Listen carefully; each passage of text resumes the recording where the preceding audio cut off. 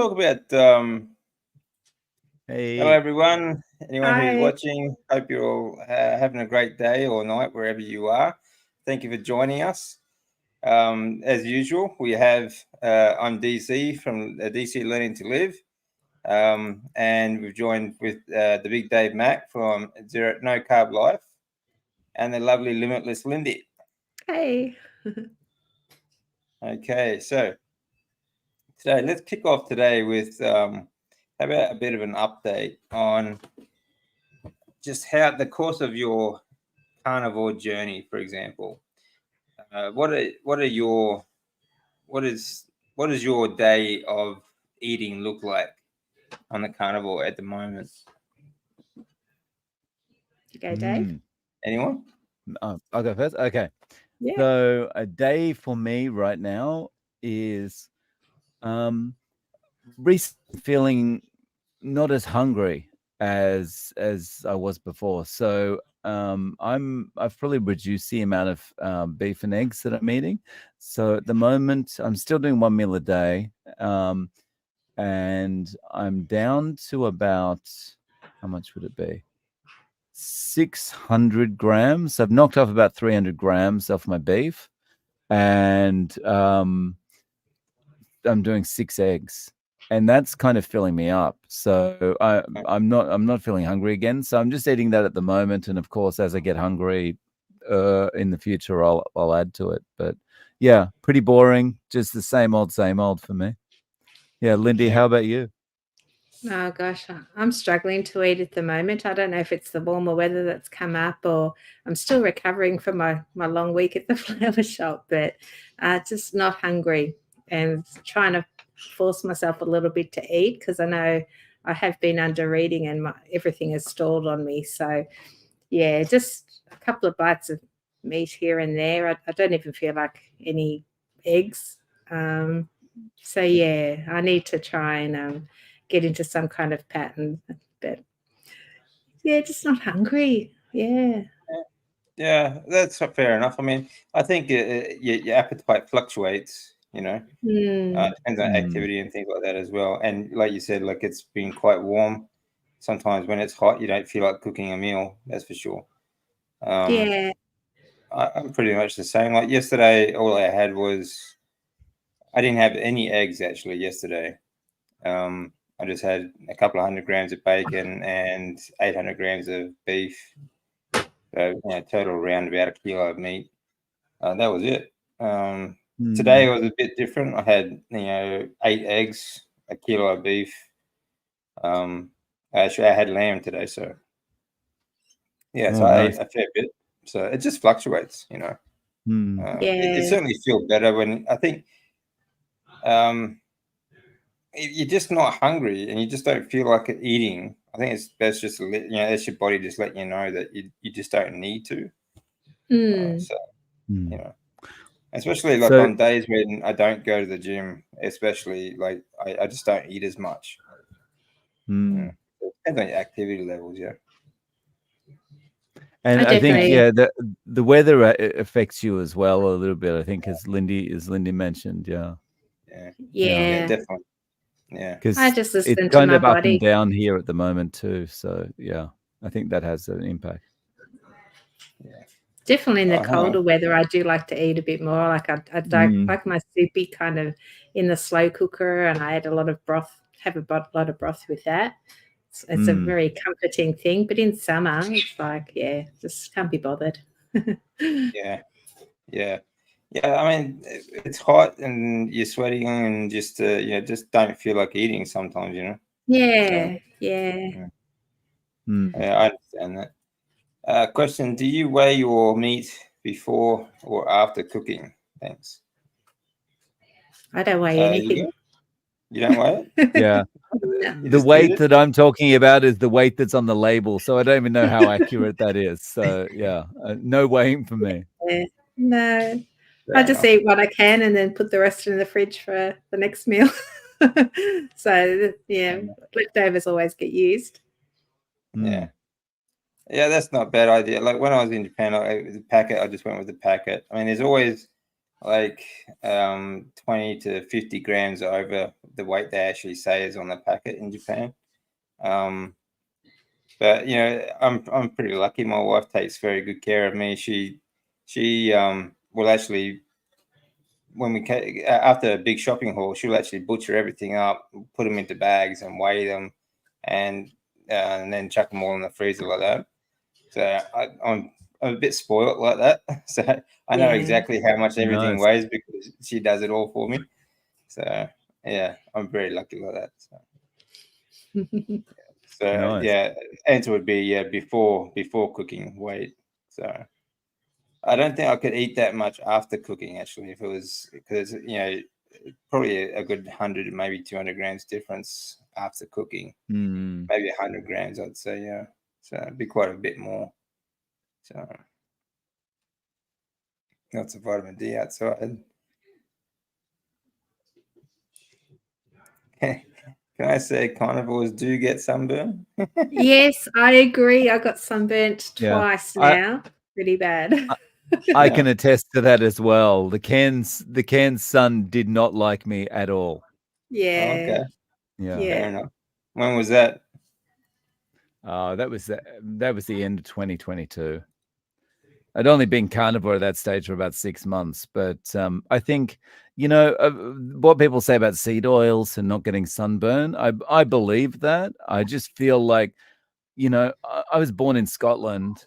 It's going to take me a long time to warm up to the sun anyway, considering I've been hiding under sunscreen and a boiler suit and diver's helmet my whole life, you know, to, you know, stay away from the sun. Yeah. And my father's English, and I've got the English complexion, whereas my sister's more Italian looking from my mum's side, and she tans. She's got olive skin, dark hair. She's just stunning. So I'm very jealous. I just burn and blister, never tan.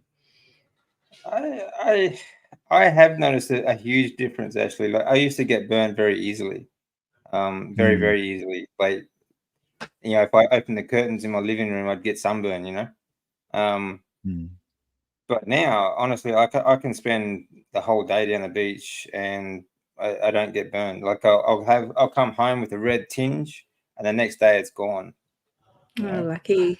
So lucky. So, I'd love to be like that. Me too. Yeah, could be like you get used to it as well. Like depends on. I think you sort of. It's like everything, you know. It takes an adjustment period, and you sort of build that up. You know, it could be that you know, like I've started spending a lot more time outside, you know, over the last couple of years than I used to, because you know, when I was pretty much stuck in bed all day, like that was really sensitive back then, you know. So I think that you sort of build that up as well. So it's not just the well, it certainly does help that the diet does help. I think it certainly has made a huge difference for me, especially like actually when I was a kid, I got 3rd-degree burns on the back of my legs from sunburn. Like I actually, I had like I had blisters like this size on the back of my legs. And so I was always sort of sensitive to the sun. Like I used to get allergic reactions to it as well. Like if I had spent too much time out in the sun, my feet would get swelling. Like I couldn't actually put my shoes on. So, but now now it's completely different. Yeah. So that's a major difference for me. Question. I possibly have URI on antibiotics. Can I fast on carnivore with antibiotics to hopefully shorten this upper respiratory virus? I tend to cough so much so I end up vomiting. I think we're not doctors. Yeah. They definitely can't sort of say anything there, I don't think. And usually on antibiotics, don't they say whether you should have them with food or not, because it can cause issues. So definitely something you might need to ask the doctor, I believe. Yeah, I don't think I would, well, at least while you're on the course of antibiotics, I think I would still be eating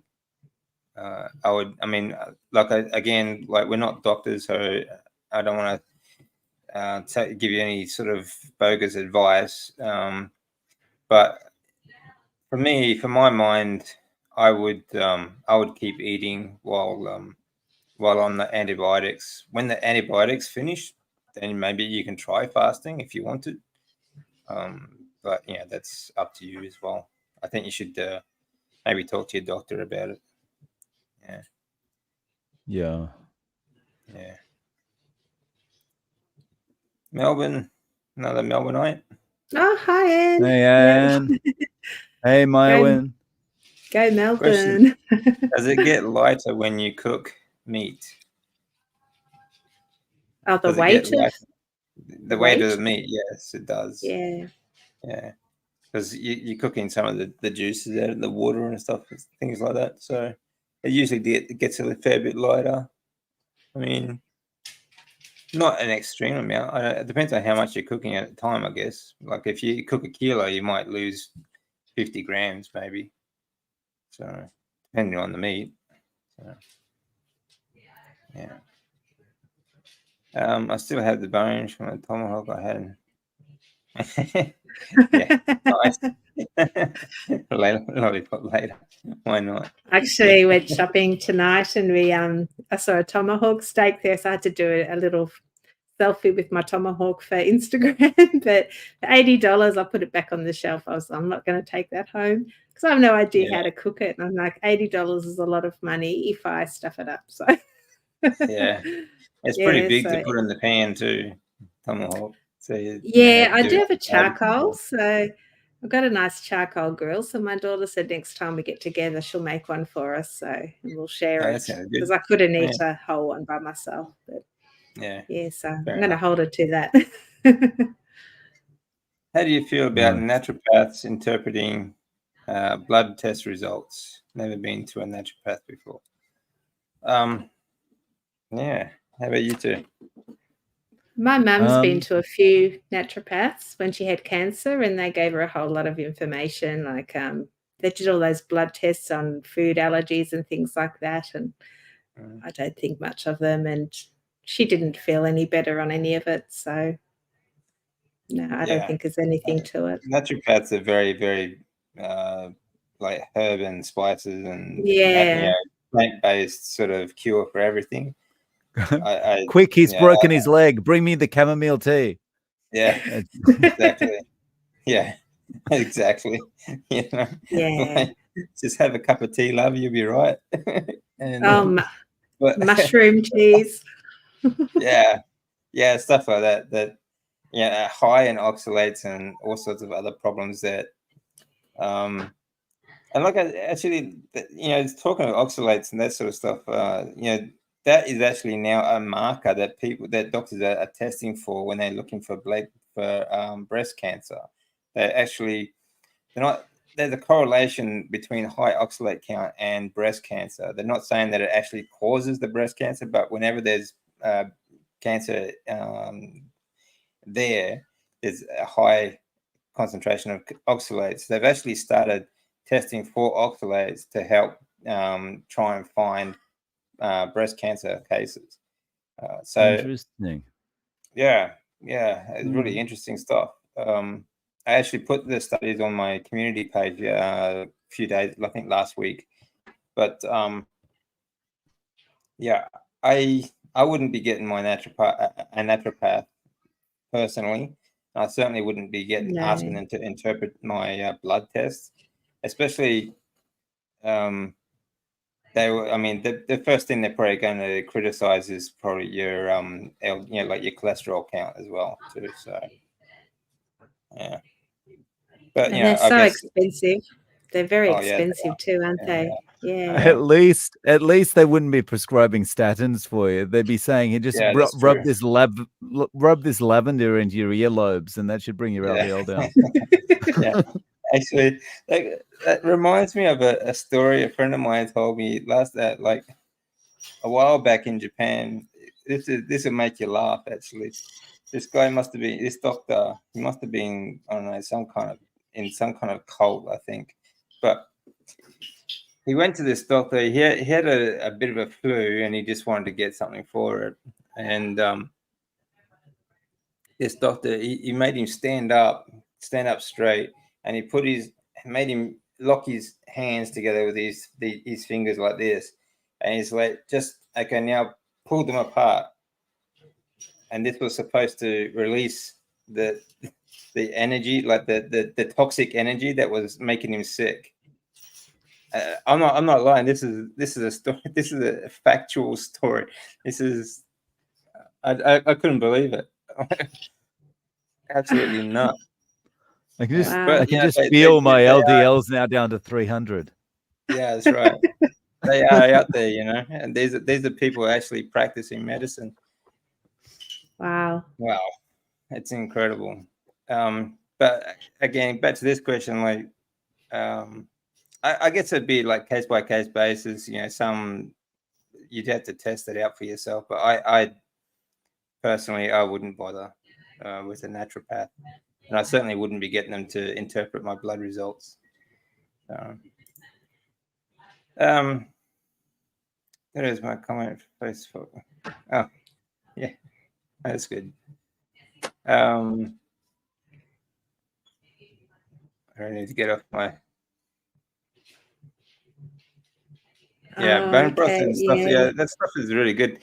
Yeah, that's when you like, especially like if you're in winter, like you are, Dave, you sort of long for those hot drinks.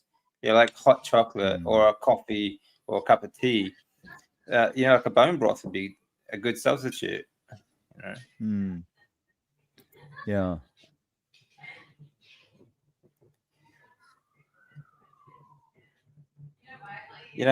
I think honestly, personally, I think a high LDL count, like a high cholesterol count, that should be your goal. I think that is very much a positive thing. It's good for everything, and that your body is totally essential for your brain and hormone production. So that should be your goal, I think. So if you listen to Malcolm Kendrick, like the thing he says is once you're over 50 years old, the higher your cholesterol is, the longer you're going to live. Yeah. And that goes for people even with familial hypercholesterolemia. Yeah. Yeah. Yeah. I like I said, there should be a goal, especially if you want to prevent like the deterioration of the brain and diseases like dementia and things like that. They basically just label that as diabetes. Was it type 3 diabetes? Type 3. Yeah. So, yeah, I think it should be a goal. How can move something on my screen? I relieve my dry throat. How can I relieve my dry throat on Carnivore? I don't have that problem. Could be the water, the amount of water you drink. Are you drinking enough water? How well done are you cooking your meat? Do you have your dry throat all day, or is it in the mornings? Is it in the evenings? When is it that you're having that? Yeah, I used to have a really bad dry throat right at the start of my journey, and I don't know whether it's oxalates or whatever, but it just that was right at the start, and it just kind of went away on its own. Yeah, but it was almost like a cotton mouth. I had terrible mouth, and I'd have to drink all the way through the night, and it was awful. But yeah, it lasted a few weeks. Yeah. So how long have you been carnivore? How long have you been carnivore? Yeah, that's interesting. I haven't heard that. I mean, I transitioned from keto, so it didn't really have. I went cold turkey with carnivore. I jumped in 2 feet. Well, it's worked. That's good. Yeah. Remember, if you wear sunglasses, you can still get sunburned. Yeah, that's right. Yeah, I try not to wear sunglasses so much when I'm down the beach. So it takes a bit longer to burn, but tan is coming through. I did a 4 casual hour walk. Slight burn. Yeah, slight burn's good. Nice. 4-hour walk along. Actually, have you seen Graham's walking videos? He does those walking videos along the beach in Cape Town. Really beautiful nice. places, actually. Yeah, really nice. Oh, nice. Yeah. Okay. Well, we might start a bit of a quiz. Ooh. Yeah. We've Oh, got God. a slightly easier quiz for everyone today. So I'm sorry. He's dumbed it down for us. yeah. Don't tell them that because I already know that I can't answer one. Yeah. Oh, dear. Okay, I've slightly dumbed these down for the panel here because I'm not quite sure if Dave and Lindy are actually Australian. Imposters. So let's have a look at some of the first quiz. All right. Which Australian reef is the longest coral reef in the world? Great Barrier Reef. Yay! Very good. Oh, Excellent. yay. But Okay. I still wasn't sure. I was like, oh, I'm probably going to be wrong. Yeah. Oh, Is there anyone I know? None of the scurry's good on Sandra. Jonathan's in the house. Hey, mate. How you doing? Show us your G'day, guns, Jonathan. Dave. Show us your guns, mate.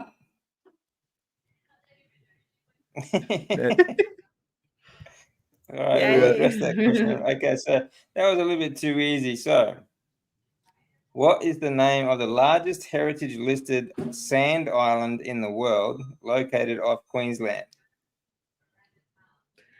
I was going to say Ayers Rock, but it's not really sand, is it? It's not an island either. So It could are we be talking if about you chop it down. Talking about an island, Lindy, off the Queensland coast. Fraser Island, because I know Stradbroke it's Island? an island. Okay, which one is it? Stradbroke or Fraser? I'll go with Stradbroke. I'm going Fraser because it's the only one I know. Yeah. Oh, okay. Well, Lindy, you're right. Hey! One each. Isn't Stradbroke a beer or something? Maybe not. I don't know. Stradbroke's an island. Well, we call it Stratty for short. Okay. All right. So let's have a look at Jay's question here first. Okay. Is it me or is everyone on this panel looking fantastic? Well, thank you very much. Lindy, you are aging backwards. Oh, thank you. Is this a side effect of Carnivore? I would say so. Absolutely. The Carnivore glow. And it's warm today. So, yeah. Well, you're just finally getting nutrients, like it sort of comes out in your skin, doesn't it? So thank you very much for the question. It's very nice of you. Thank you. Cheers, Jay. Where are we? Let's see. I've had mixed experiences with different practitioners. I'll give credit where due. Yeah, I agree. Like I said, case by case basis. I'm on a protocol right now for EBV and HSV1, and my symptoms seem to be reducing. It was the last resort, of course. Yeah, like I said, case by case basis. It's something that you just have to, find out for yourself whether they and test them out. But generally speaking, I wouldn't go for a naturopath, for example. But yeah. I'm due to go to the doctor soon, and I'm a bit worried about it, but I just thought I'll go in, see what they have to say. I just saw Sandra's comment. Oh, I said it before.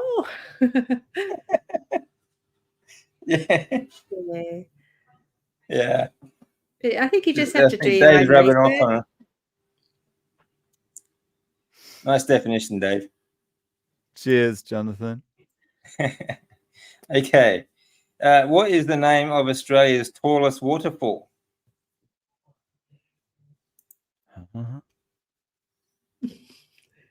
Well, it's not Niagara, so the first thing that came to my mind too. I'm like, no, not Niagara. It's not Victoria. So Niagara is not actually that tall. This one is much really? taller. Mm. Can you give us a state? Queensland. Not going to help Queensland. me. My dad used to have a block, like a farm sort of on the Tamborine Mountains, and it had this waterfall, but it had dried up. And my daughter, she was 10 at the time, she was crawling up it and she got stuck and she was crying, Mum, help me. So I had to climb up, pull her down, and she's like, oh, Mum, you saved my life. I don't let her live that down. Yeah, it was so cute. I'm guessing it wasn't that one. I'm gonna think of a name. So, it's not Nanamasuri. Burke and Wills Falls. No, that's not a bad guess actually, but no, it's actually Wallerman Falls. Yeah, northern I've Queensland. never heard of it. Okay. Yeah, because we're not Queenslanders. That's why. Oh, okay. I have to give so Victoria. Actually, Dave's from Queensland. He's lived in Queensland. Oh, okay. But only lived there, like, and when I didn't travel around. If you ask a question about Surfers Paradise, I might know the answer, but that's about it. Oh, okay. You didn't climb any waterfalls, I'm guessing. No. I'm not an explorer.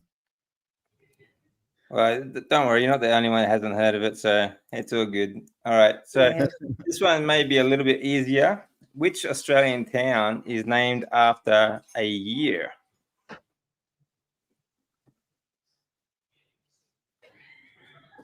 A year. It's actually quite a famous little town. Yes. I might have to make this a little bit easier. I'm going to make the questions next week. 2000. 2000. I'll throw some tricky Oh, here signs we in go. here. We're all done, Josephine. Oh, nice work. Yeah, nice the work. town of 1770. Yeah, Peter got it too. Good job. See, there's a couple of Aussies in the house. If I'd had a few thousand guesses, I would have got it. Like 1760. We don't have all week. 1769. It would have been a long live stream. Yeah. 1001, 1002, 1003. Gosh, if I saw that sign, I think it was the like Route 66, the name of the freeway or something, not a town name. Yeah. Yeah. Okay. This one you'll have to get surely. Okay. What is the capital city of the Northern Territory? Darwin. Good. Well done. Yeah. Good job. Yeah. Well done. Okay. So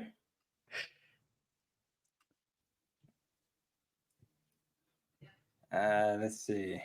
Okay.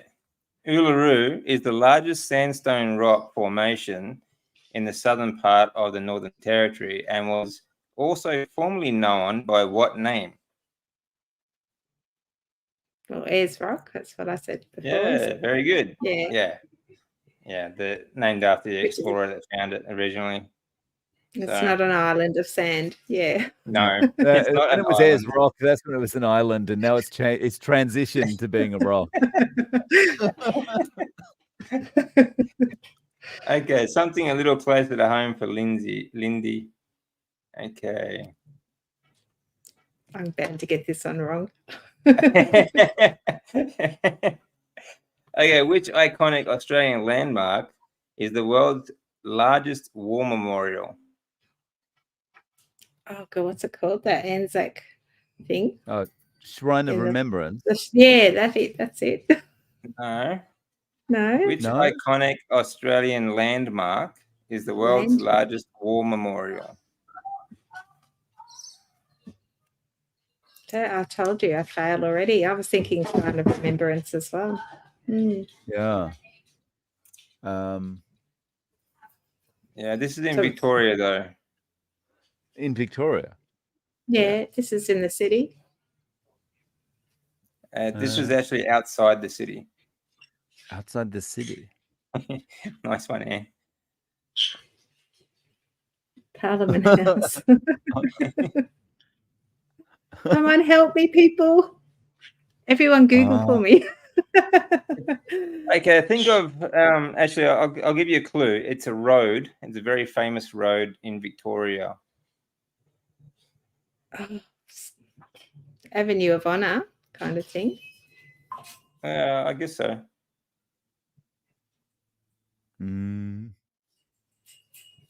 It's a road and it has a great view. A great view. Highway.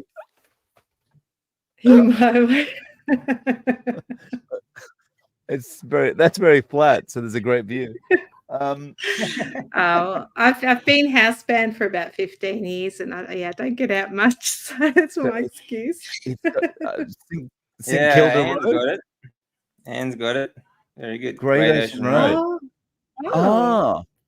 That's. Okay. I wouldn't have picked that as like a wall sort of thingy. That's just got nice beaches. And... That's interesting, though, isn't it? But you know, it's a very iconic sort of tourist destination for if anyone goes to visit Melbourne or Victoria, go down Great Ocean Road. They used to have these the 12 what they called these rock formations. 12 called the 12 apostles, but I think there's only like 5 of them left. It's only like 3.5 or something now. There's not many left. Yeah, not many left. So there are not many left apostles. Yeah, it was a beautiful drive, definitely. Okay, here's another one for you, Lindy. Before being named Melbourne, the city was almost named after its founder. What name would Melbourne have been known as? Batmania. Is that right? Batmania, yeah. Batmania. Great after job. After the founder, John Batman. John Batman. Yeah. There's some stuff in Melbourne that in the city. There's quite a lot of stuff that's named after him. That's like Batman this and Batman that. But yeah. Okay. Great job, Anne. Yay. Nice work. Okay, let's see.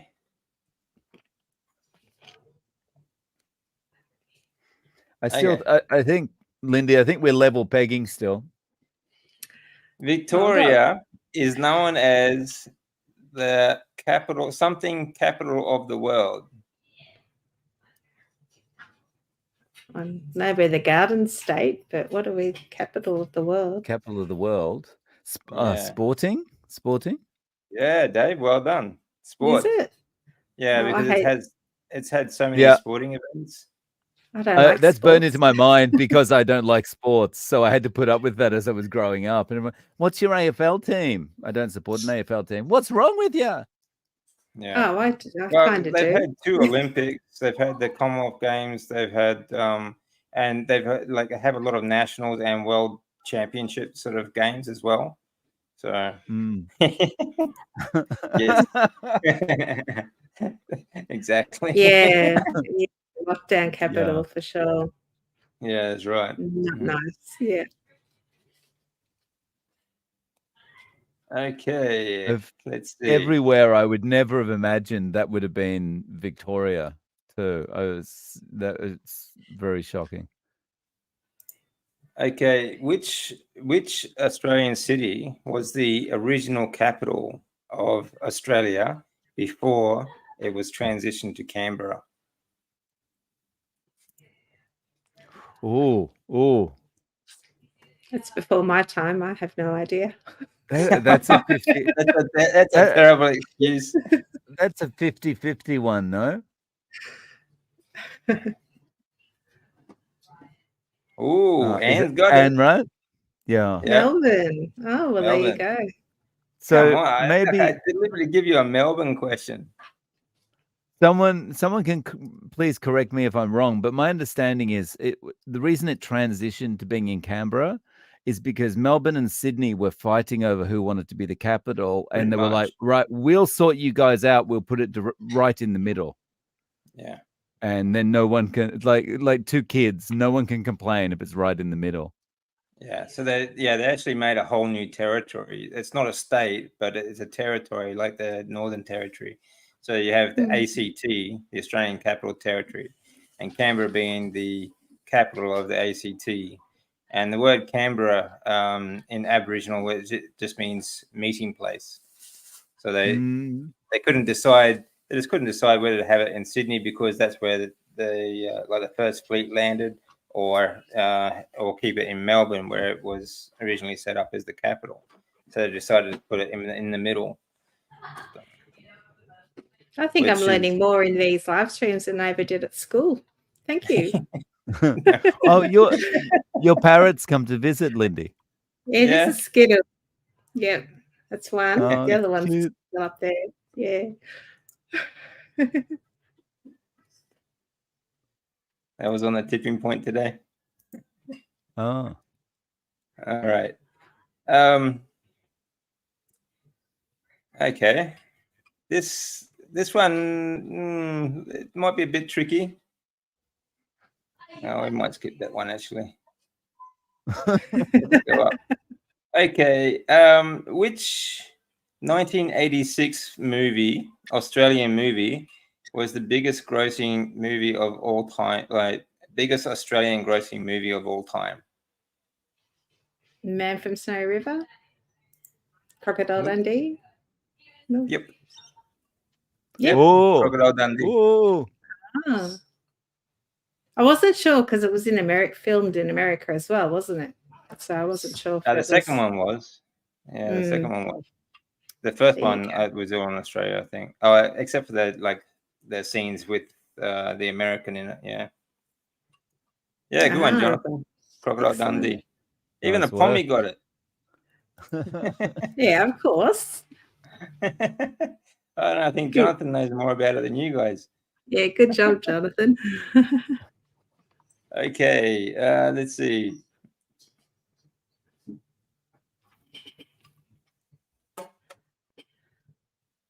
Okay. Here's one for Dave. Okay, what is the name of the highest building constructed in Australia? Oh. Starts with E? No. Oh. No? Oh. No. Oh. What is Eureka? Like to date.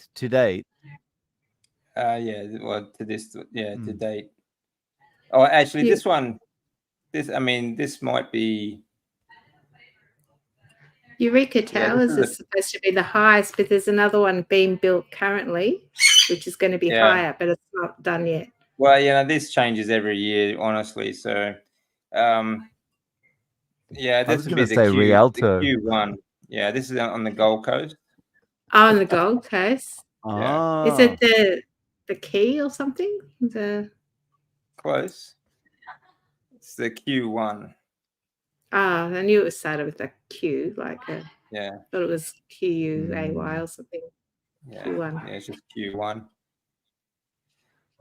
Okay, let's see. There's Queensland. Oh, okay, here's one. What do Gympie in Queensland and Kalgoorlie in Western Australia have in common? They're really hot. I think the bird got it. Sorry, Gympie and Kalgoorlie. Very good. Gold. Gold. Oh. Yeah, Gold Rush. Yeah, good job. They're both mined for gold. Yeah. So pretty good. I'd like to get Aid on here as my partner. He seems to answer the questions really well. I'll take Anne. All right, very good. Well, we'll come back to the quiz. I've got some. I've got a fair bit more there for you to have a look at. So let's talk about Carnivore a bit. So what has been?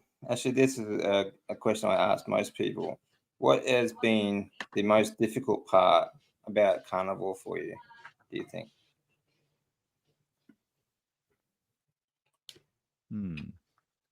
Oh, the most difficult. Well, at the start was just just that transition. The cravings was really hard to break that. But once I was able to get past that hump, it became so much easier. So yeah. Mm. And also just so many different versions of carnivore out there. People say low fat, high protein, sardine fast, OMAD, 2MAD, like so many things. And my mind was going berserk. Like, what do I do? And it wasn't until I sort of let go of the scale and just kept it really simple, just eat until I'm comfortably stuffed and then stop eating. And when I'm not hungry, that's when all the noises stopped in my head. And it became a lot more like easier to manage. But just I don't listen to what people say anymore. I just do what my body tells me to do, and it's working. But yeah, that's good. Excellent. I think How about you, Dave? for me, I think the most difficult thing was at the start. It was kind of training my boss, I think, like, because my boss had this habit of just bringing ice cream or McDonald's or whatever into the office in the afternoon. You know, she'd rock up in the afternoon and she'd be like, you know, asking you to do things all of a sudden, like, oh, I had this idea. Can you set this thing up in one of the rooms? And the way she kind of, you know, said thank you for helping her with something was to, I have all these snacks. And so it took a really long time to kind of train her. Bring me any snacks, or just don't offer them to me, or don't get offended if I say no, or whatever. That was probably the hardest thing. But it was easy enough to get over. But and it's very much a custom in Japan too. If your work colleagues go away for a week or so, like they go anywhere, they always come back with souvenirs, and usually the souvenirs are food, and it'd be sweets or some kind of food anyway. So that's something that is kind of difficult. You don't want to upset them and say, look, I don't eat that sort of stuff. So it's a difficult thing to do, I guess. I agree with you, Lindy. Though, like, there's so many people have different versions of what they think is right, of the right way of doing carnivore, and I think the fact is we're all coming from a different place, and we all have different requirements as well. For me, I have a high fat diet. Basically, I think that if you are tired, for example, a lot of people have trouble because they get very tired and they feel run down and they can't stay on the diet. They don't realize when you are fat adapted, you require fat to keep your energy up. So you have to eat more fat. But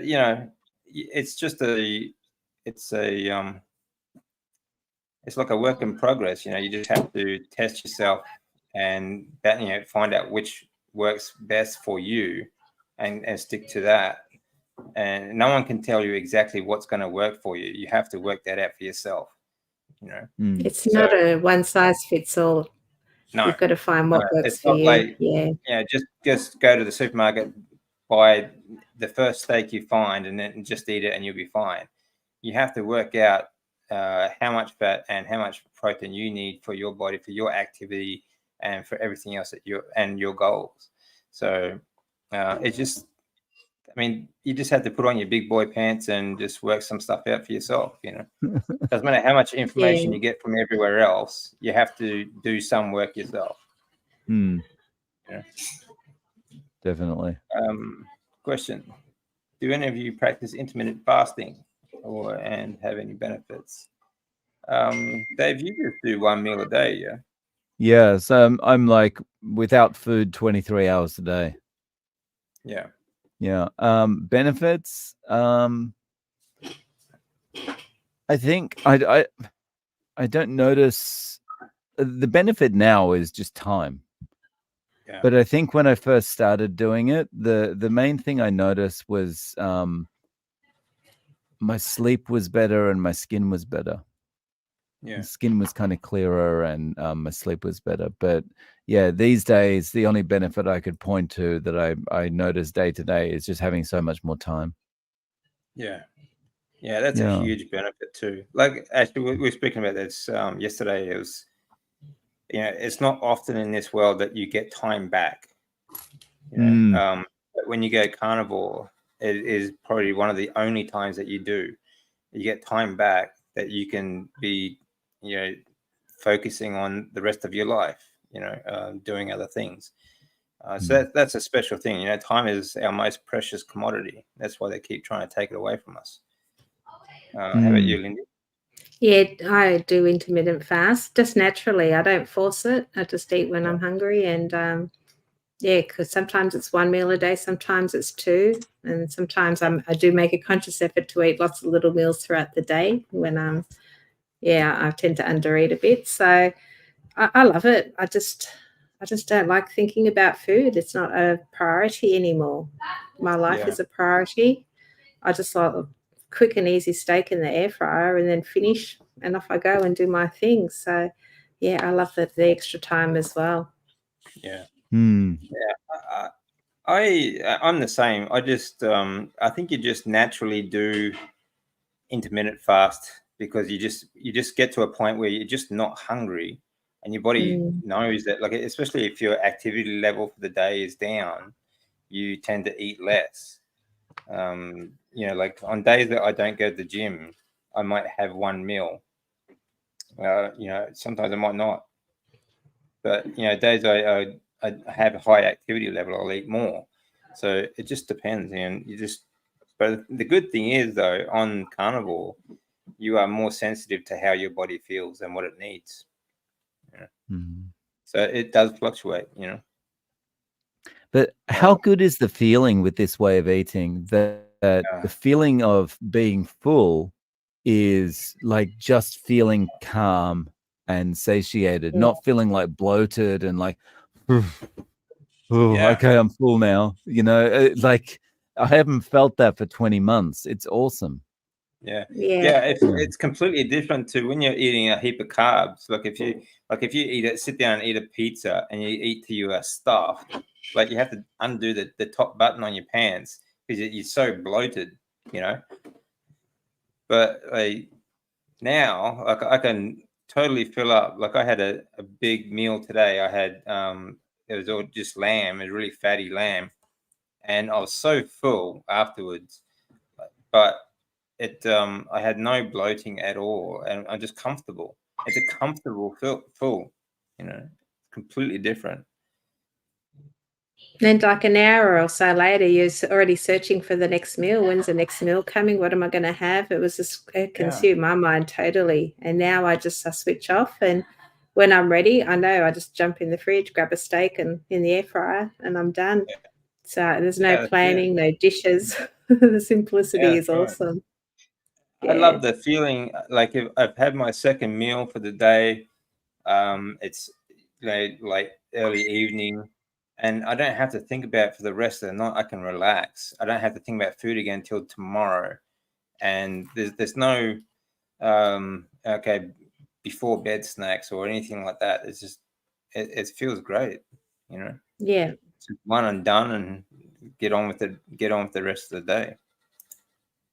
That's I've been clean carnivore for 13 months and I've lost 40 kilos. That's a great feeling. Yeah. Good on you, Aid. Congrats. Well, Yay. yeah.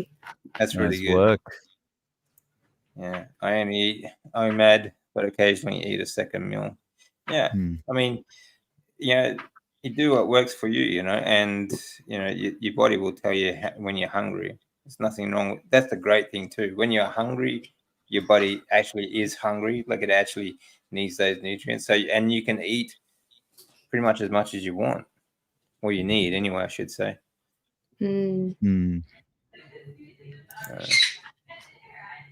I was heaviest at 276 pounds, now down to 202. Very good. Oh, nice work.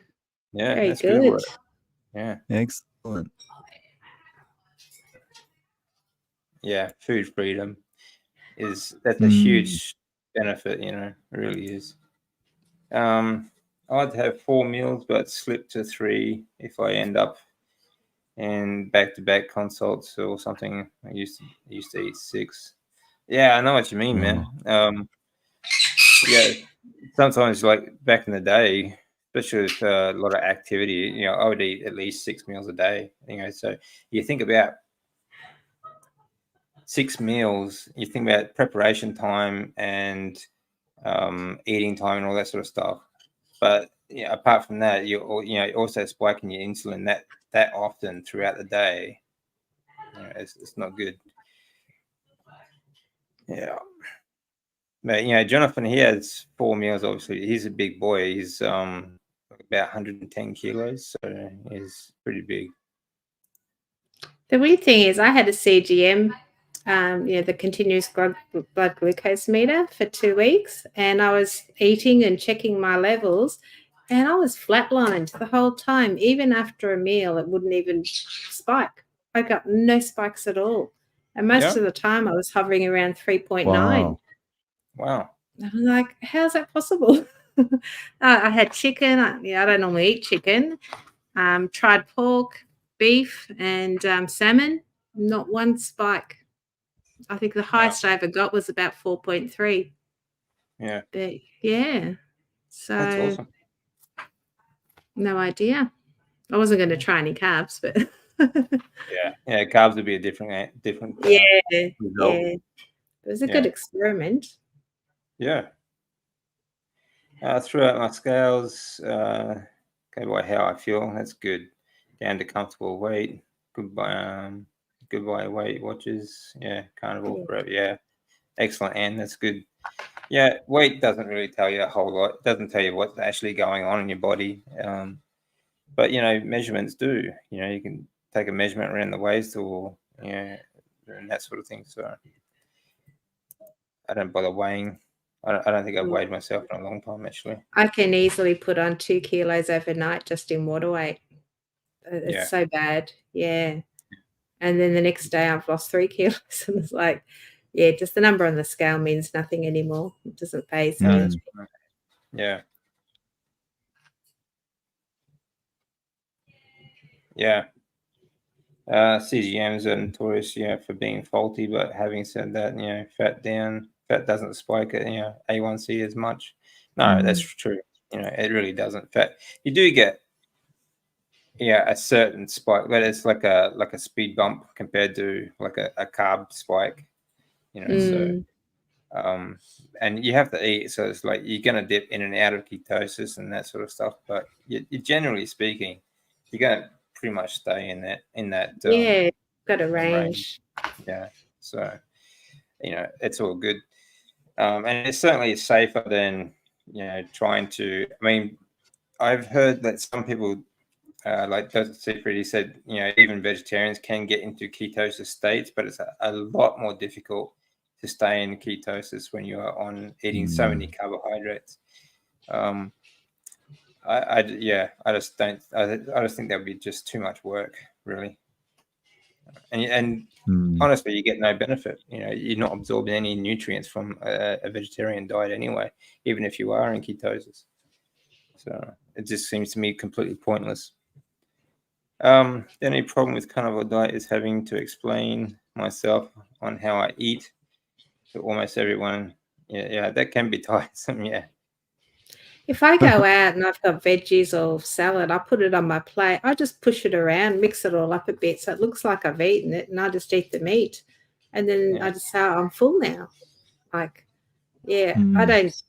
Most people don't even say anything anymore. Yeah. Well, that's fair enough. Yeah. I don't make excuses. I don't care. If I just look, it's I'm the one that has to deal with the consequences, and I don't need validation from anyone else to tell me like whether I'm doing the right thing or not. So I just don't care.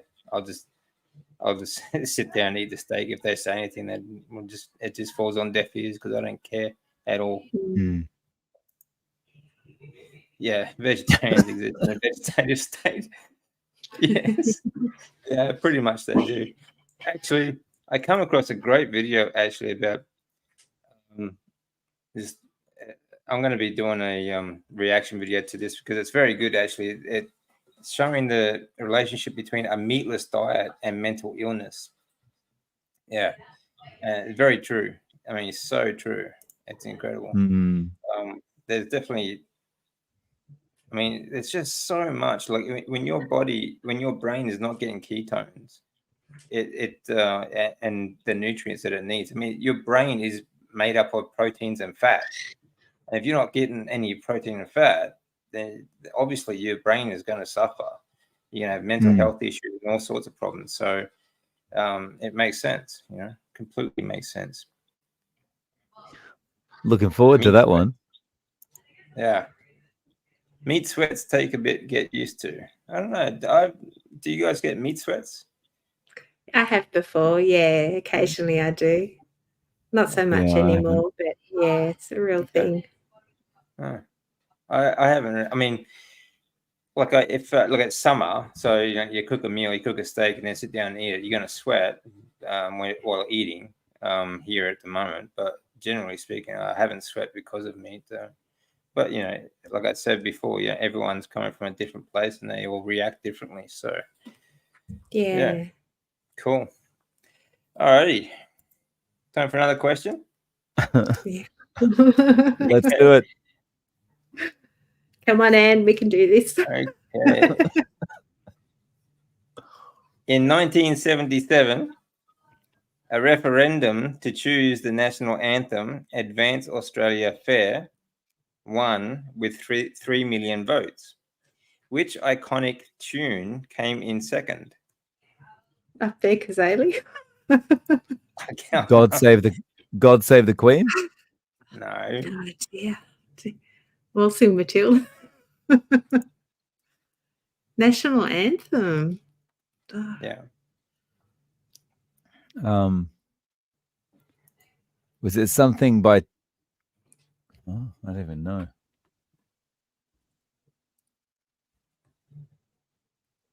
Great Southern Land.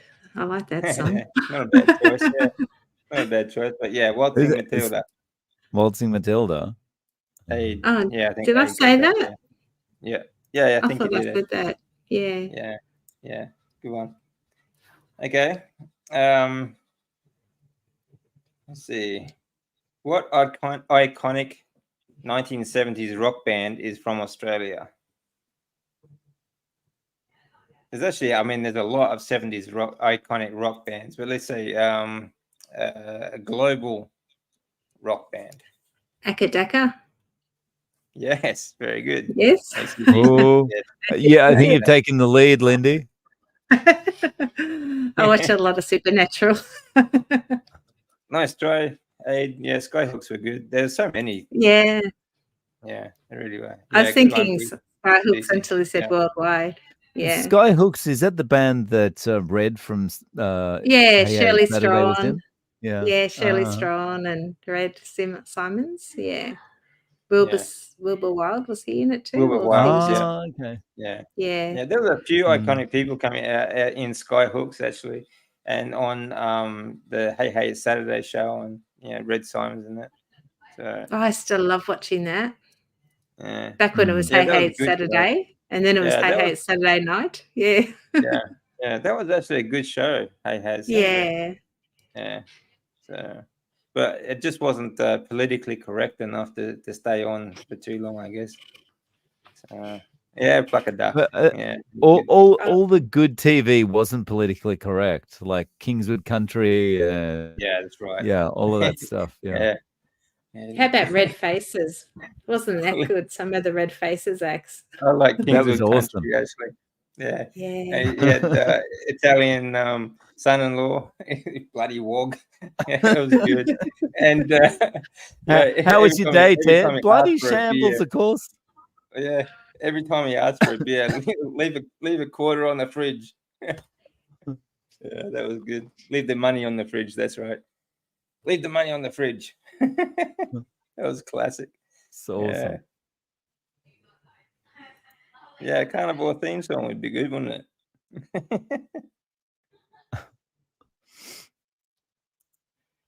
That was a favorite show, Sandra. Yeah, very good.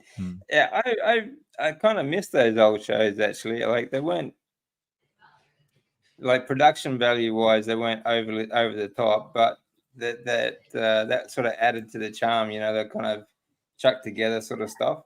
So it was a bit of fun. you know.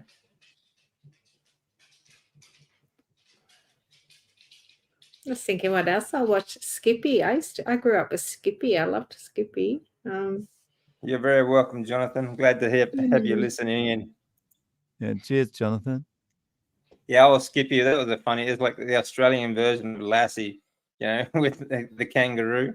Like, What's that, Skip? yeah, what's this, Skip? Yeah. With the gum leaves, he blowed the whistle with the gum leaves. Yeah. Yeah. But like, it's just amazing. You get this full conversation out of this kangaroo. He's like, "What's that, Skip? Dad's trapped on a rock in the river. We need to go get the helicopter pilot to come rescue him." Oh, great job, Skip. And the Skip would take him exactly to the spot as well. It's classic.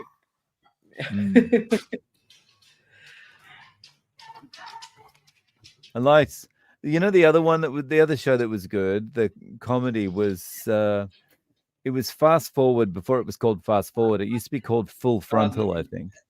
No, was it the comedy? Was it comedy? The Comedy Company.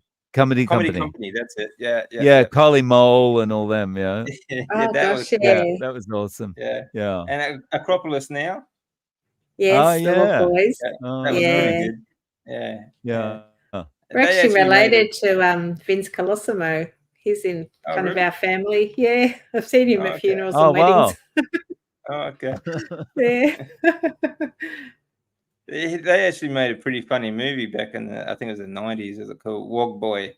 Did you see that one? Yeah, that was pretty funny. They had some stage shows as well. Walk Boys. Actually, but my favorite character in the Acropolis Now there was Steffi. She was funny as hell. Oh, she's the one that had the real buffy big hair, and she was Effie. classic. Yeah, Effie. She was absolutely funny as hell. Yeah. I haven't seen her since then though. Actually, I don't know what she does now, but that was she was hilarious. She could easily hide though without that hair, right? She could be anybody walking around amongst us as long as she doesn't have that hair. Yeah, she was on Dancing with the Stars last year or the year before. Have you seen that one? Yeah. No, I don't watch that sort of stuff.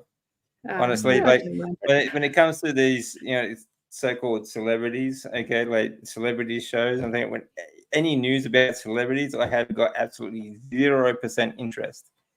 Yeah. Yeah. Yeah. Nice one, Sandra. Yeah, fully sick subwoofer. Yeah.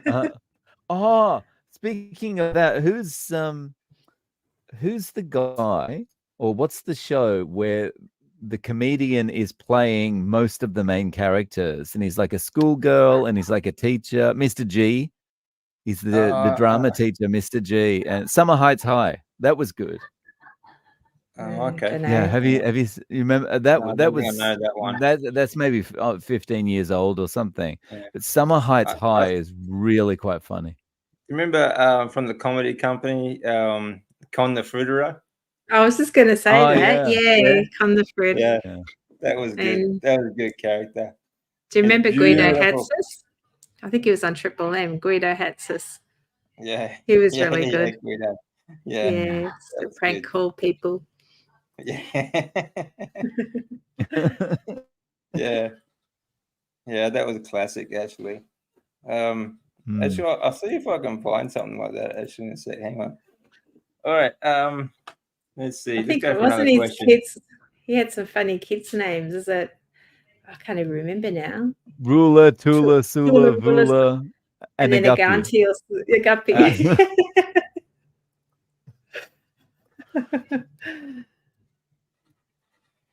Okay, well, I'm having a search. Okay, what state is considered to be the driest in Australia? Victoria? Well, South Australia. Okay, can South I change it? WA. WA? Which one is it? I think South Australia. WA is because it's more sort of in the middle where the desert is. My grandma came from Port Augusta. That was like a dust bowl. Very, very dusty. Yeah, you're right, Lindy. It's South Australia. Oh, Yeah. wow. Yeah. So, okay.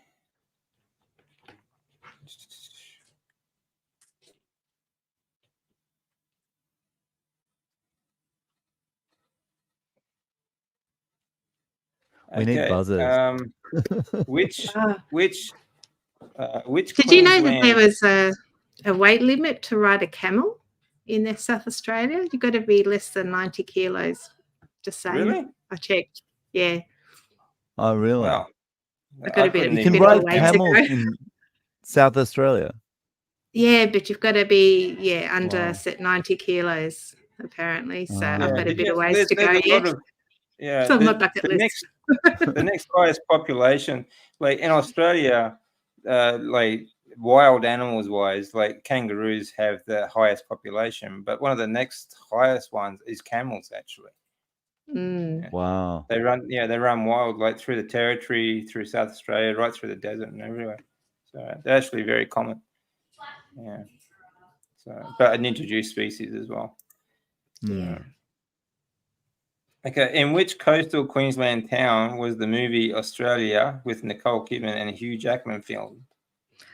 Gosh, it was a good film, but I wouldn't have a clue. Coastal town. I don't even know the coastal town. Gympie or Kalgoorlie. Rockhampton. Well, you're close. You're close. Townsville?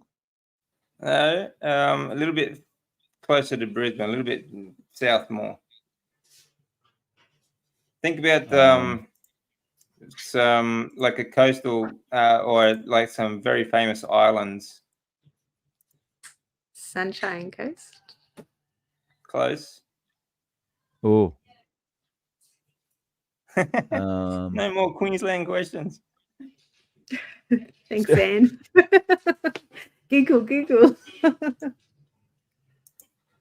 Oh, did Aid get it? Byron Bay, Harvey Bay. Oh, Cairns. I I think said up the Harvey top. Bay. Harvey Bay. No, you're close. It's So it's actually up Bowen. the top.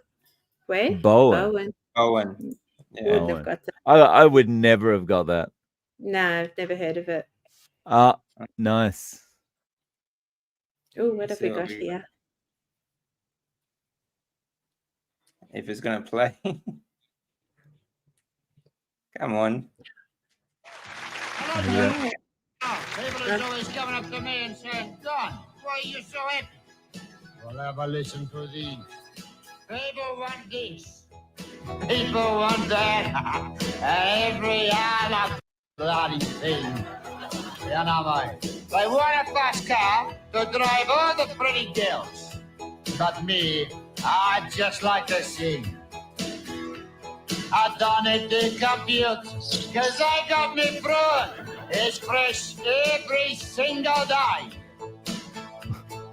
When you buy him, if it's not quite right, this is what I say. Cabaret,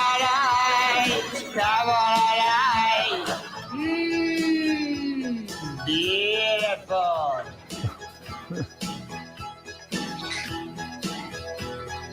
Everyone's like, "Gun, that'll be a success." I say it's like my fruit, mate. You gotta have the best.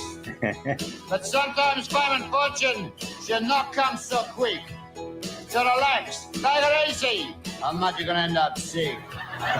Me and my wife Marika, we have the good luck. We got the Aussie car, the brand new second-hand truck. Better to be happy and live the good life. But have the heart attack, that's why you're 45. So I say everything's okay in a couple of days. Doesn't matter. Beautiful.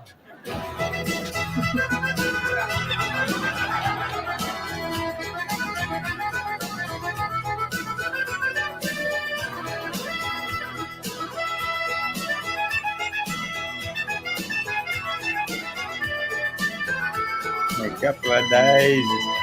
Beautiful. Beautiful. Nice. Yeah. in a couple of days. I love it. He's got the wife blowing the lawn while he's having a cocktail. Nice job. Yeah, that was funny. The old comedy company. Yeah, they were good. But yeah, like Great again, joke. you couldn't have that on TV these days because they're not politically correct enough. All that garbage.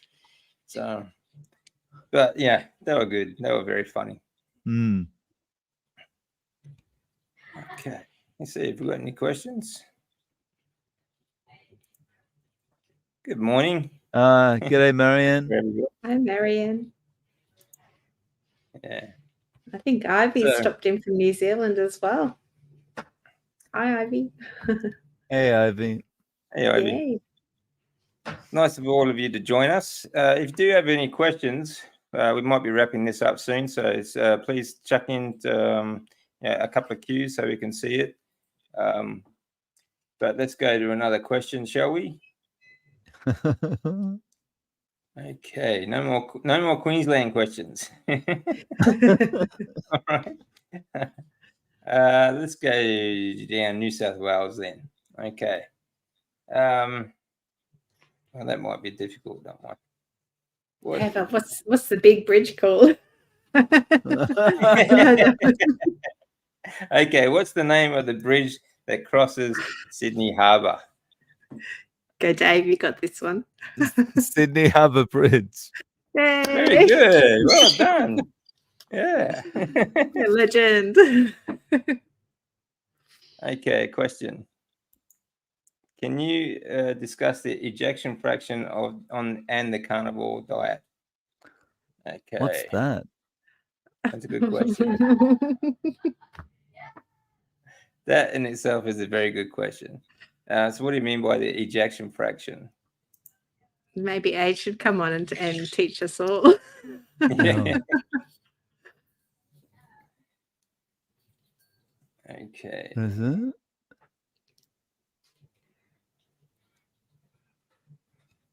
Ejection fraction. No idea what that is, sorry. I keep it very simple. I just eat meat. Yeah, I agree. There's no need to overcomplicate things, but Something to do with a heart attack. Oh, okay. So like the ejection fraction, something to do with the heart. Is it the pressure or the pressure, or the flow or something? maybe heart rate. Maybe Dr. Yeah, Philip Avadia. He's probably a good source. Probably couldn't really comment on that one, mate. Sorry about that. Hey, y'all. G'day, For Angie. waking up, laughing Aussies. Have a wonderful day. Thank you very much. Thanks for joining us. Hi, Florida. Here we go. Yeah, left ventricle ejection fraction. Yeah. The ability of the heart to pump and refuel. Yeah. Dr. Philip Avadia. I think he'd be a good source for something like that. Yeah, definitely. He'd be a great source for that. He's really good.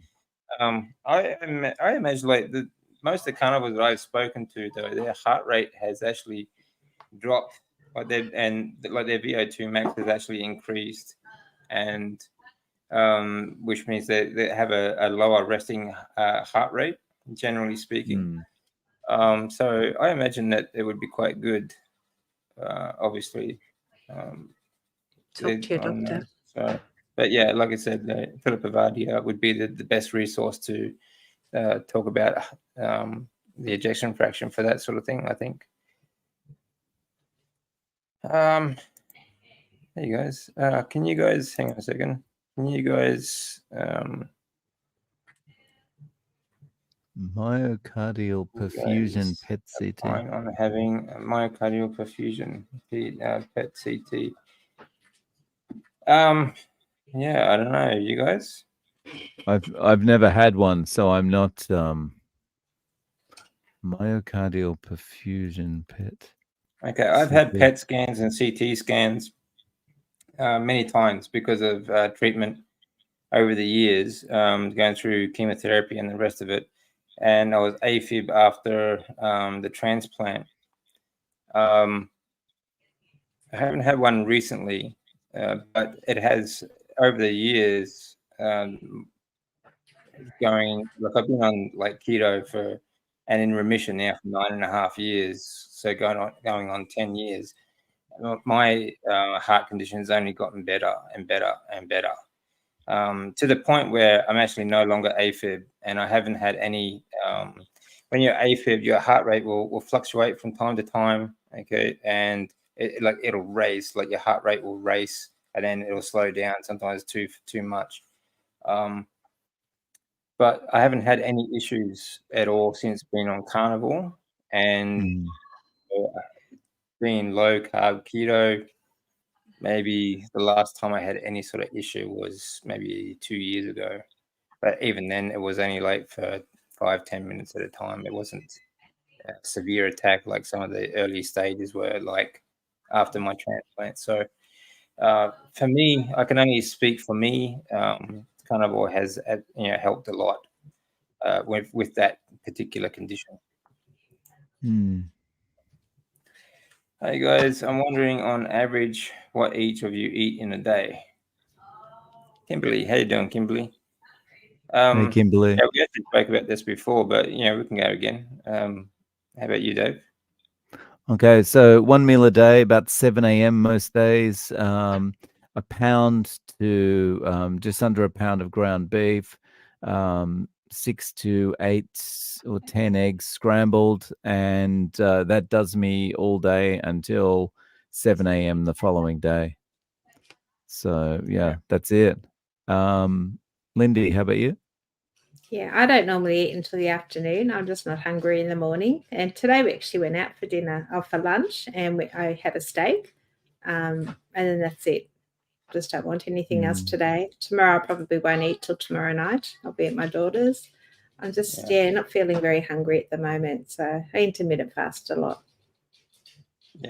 Yeah, like it does fluctuate. For me at the moment, I'm on 2 meals a day, and that, like I said before, it does fluctuate. Like on a day where I'm less active, I'll maybe only have one. But generally speaking, I'll have like 200 to 300 grams worth of bacon in the morning, or about 10, 11-ish, and anywhere between 6 and 10 eggs. Then I'll go to the gym, and then in the afternoon, late in the afternoon, anywhere between 3 and 5, I'll have about a kilo of beef, anywhere up to a kilo of beef, so sometimes less. So about 2.2 pounds, or of meat anyway, either lamb or beef. So, but that's generally how I get along. So, and it's working well. So I'm feeling pretty good on it. I proved my doctor wrong after recommending the tests. My scores are all 0. Oh, good, excellent. Congrats. Yeah. Congratulations. So, yeah, that's very good. Yeah. Over 55% EF is normal. My EF was 40%. Okay. When I had my heart attack 22 months ago, it was 60% last week. Oh, excellent. Very good. Nice. Good to see. Again, ketones and everything are so good for the heart, and we need the cholesterol and fat and proteins for our body. And it's the same as everything. Everything that is essential for life is demonized by mainstream at the moment. So, but that's something we have to try and fix. Yeah.